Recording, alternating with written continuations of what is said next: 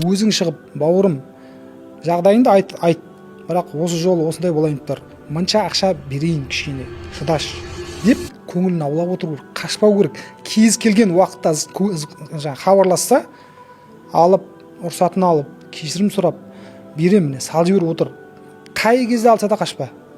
Ол адамдар бір-бірімізді түсінеміз. Біз бір-біріміздің психологиямызды түсінеміз. Өйткені Алла Тағала соны берген бізге. Біз не істейміз? Қолдан жасаймыз барлық нәрсені. Өйткені жаңағы ойға еріп, адасып, біз ойлаймыз, ұятты орында қолданбаған себепті қашамыз. Қашқаннан әрине бәрімізде ашуымыз келеді, менің ақшамды алдың қайтар деген сияқты. Ол одан сайын қысылады. Ұятты не істеп жатыр, орнында қолданып жатырған жоқ та. Бұл кезде ұятты керісінше соған қарсы қолдану керек деймін да.